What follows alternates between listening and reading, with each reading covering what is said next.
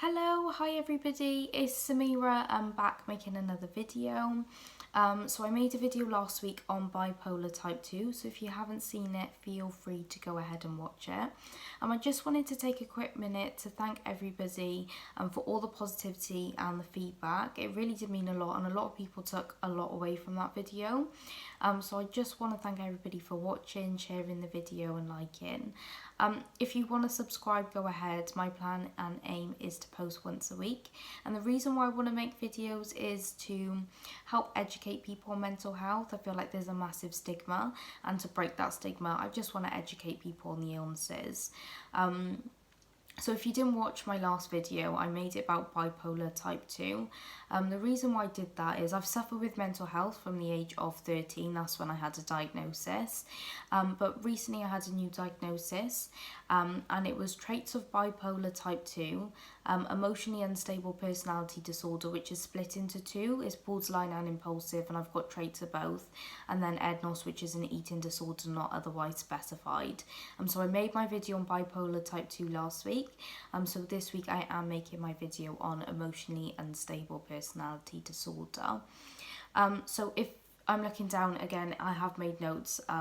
So if I'm looking down, it's because I'm looking at those, so apologies in advance. So what is emotionally unstable personality disorder? Emotionally unstable personality disorder, it is in the name, it is a personality disorder.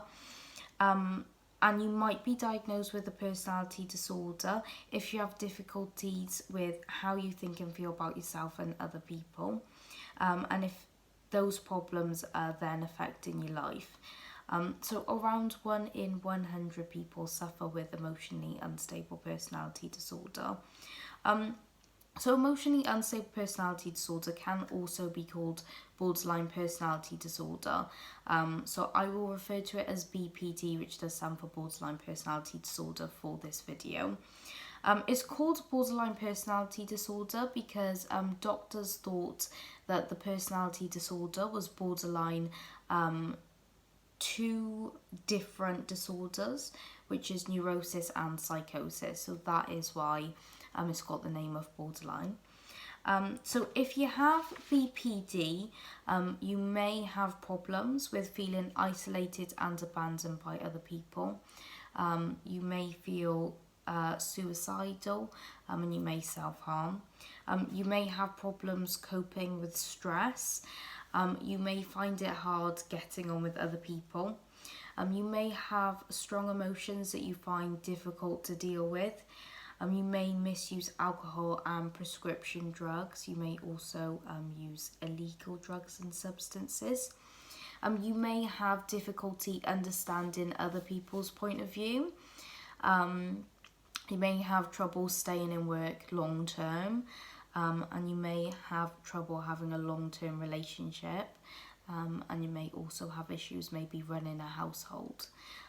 So that's some of the difficulties that somebody with BPD may face.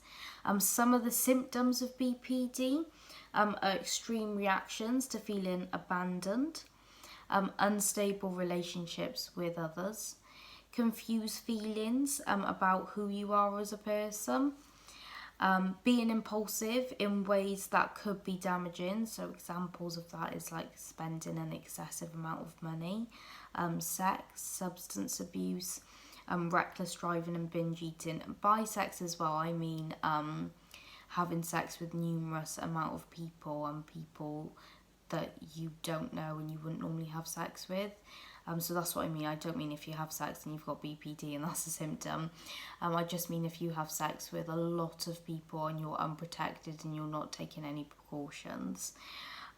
Regular self-harming and suicidal threats or behaviour as well as a symptom. Long-lasting feelings of emptiness and abandoned, or being abandoned, sorry. I'd say that's one thing that I really struggle with, is the empty feeling. So obviously with suffering with bipolar as well, or traits of bipolar type 2, it's the highs and the lows. But if I'm not feeling that, it's this constant feeling of just feeling empty, like I have no feelings whatsoever. So you may have difficulty as well controlling your anger. For example, you may lose your temper, or you may even start fights with people. You may have intense or highly changeable moods, and you may have paranoid thoughts when you're stressed. So by paranoid thoughts, I mean you may think people are out to get you and those type of things. So if you're diagnosed with emotionally unstable personality disorder, your doctor may say that you have either borderline or impulsive type of emotionally unstable personality disorder. And Dr. Najib Khalid, that I went to see in Cardiff through Clinical Partners privately, he told me that I had traits of both. So there are small differences between the two, but they do overlap as well, because obviously if you're impulsive, a trait of borderline personality disorder is being impulsive. So borderline personality disorder, if you have borderline type of emotionally unstable personality disorder, you may have more difficulties with relationships, self-harming, and feelings of emptiness. And then the impulsive side of emotionally unstable personality disorder means that you may have more difficulties with being impulsive and your impulsive behaviour, and then angry feelings as well. So what causes BPD? We're still trying to figure out what causes BPD, but the main causes seem to be traumatic childhood. So you might have experienced difficulties in your childhood, such as neglect, maybe feeling abandoned by a parent, or physical, emotional, or sexual abuse as a child as well. The other main cause seems to be brain problems, and by that I mean that you might have some difficulties in your brain, so your brain might be wired up slightly different. Genetics as well, so some research does show that BPD may be passed on through your genes, but there's also no clear evidence that there is a gene that causes BPD, so that statement contradicts itself. So there is some research showing that BPD can be passed down through genetics, but there's also not much clear evidence to show that there is a gene that causes BPD. So what I wanted to do as well is what can you do as a carer, like a friend or relative, because obviously the person suffering with the disorder struggles, but it also affects the people around you. So to help somebody with BPD, the best thing you can do is learn about the disorder and try and get an understanding, and that will help you support the person who has BPD. It will also maybe give you an understanding of why somebody with BPD acts the way they do, and perhaps maybe it'll help the person around, so the people around the person suffering BPD, not take things personally, because the way somebody acts with BPD, it may feel like a personal attack, it may feel like it's personal against you, but the majority of the time it's not. So maybe just understanding like why people behave that way, or the symptoms, may help people around them not take that personally.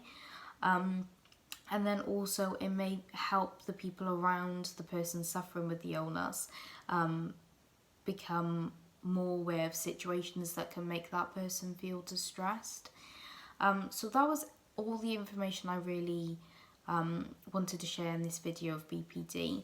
By all means, if you've got any questions, leave them on my Facebook on the video, and I'll try my best to answer them. Again, as a disclaimer, I'm not a medical professional, I'm not a psychologist or anything like that.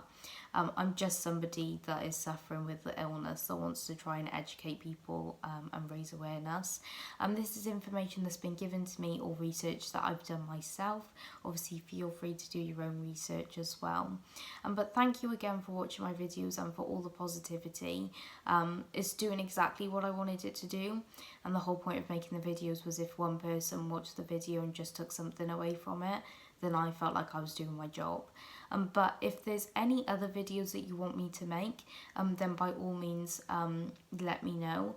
And also I just wanted to say that if you wanted to speak to somebody, if you felt alone, then please feel free to message me. But also if you are struggling then please obviously speak to your friends, your family, if you feel like you can't, your GP. And if you feel embarrassed or you don't want to talk to somebody you know, then as I mentioned in my previous video, the Samaritans are great help. And if you're not confident about speaking to them on the phone, then they do have a text service as well.